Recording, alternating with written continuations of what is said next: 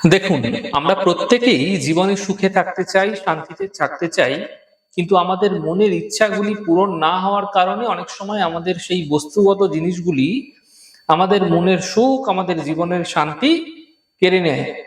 দেখুন, যতই আপনি ঈশ্বরের ভক্তি রাখুন না কেন, এই মেটেরিয়ালিস্টিক যুগে, এই বস্তুতান্ত্রিক যুগে মানুষের মনে বস্তুগত চাহিদা খুব স্বাভাবিকভাবেই চলে আসবে, যা তার মনের মধ্যে অশান্তির ঝড়, উদ্বেগের ঝড় তুলতে শুরু করে। এখন দেখুন, প্রত্যয়িকভাবে ঈশ্বরের আরাধনা, উপাসনা আপনারা অনেকেই করে থাকে, এতে মানসিক শান্তি, সাময়িক শান্তি অবশ্যই মিলে থাকে। কিন্তু প্রতিদিন জীবনে এই উপাসনা আরাধনা করেও মানসিক উদ্বেগ, অস্থিরতাও কিন্তু আপনাদের মধ্যে থেকে যায়। অর্থাৎ মানসিক শান্তি কিন্তু বিঘ্নিত হয়ে থাকে। দেখুন, আমরা জীবনে সাফল্য পেতে চাই, কিন্তু কিভাবে এই সাফল্য আসবে এর মূল বিষয়বস্তুগুলোকে আমরা জানতে চাই না, বা জানার সময় নেই আমাদের, এতটাই আমরা ব্যস্ত থাকি। এটাই হচ্ছে ভুল।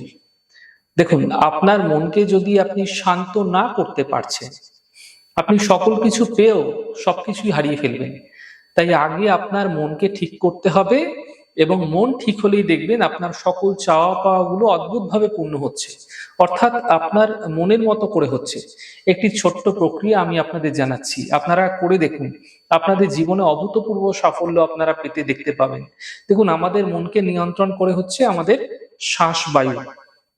তাই প্রত্যেকেই আপনারা যখন শয়ন নিদ্রা গ্রহণ করছেন, অর্থাৎ রাত্রেবেলা যখন শুতে যাচ্ছেন, যারা পুরুষ আছেন তারা সর্বদা বাম দিকে ঘুরে ঘুরে শোবেন, এবং যারা নারী আছেন তারা সর্বদা ডান দিকে ঘুরে শোবেন।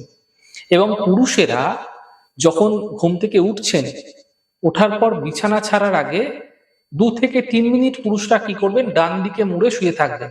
তারপরে আপনারা বিছানা ছেড়ে উঠুন, এবং মহিলারা ডান দিকে মোড়া অবস্থাতেই ঘুম থেকে উঠে পড়ুন। এবং চেষ্টা করুন সকাল সকাল ঘুম থেকে ওঠার, এবং যখন শয়ন করবেন তখন আপনারা সর্বদা দক্ষিণ দিকে মাথা রেখে শয়ন করুন। এটা প্রত্যেক জীবনে আপনারা অভ্যাস করুন, প্র্যাকটিস করুন।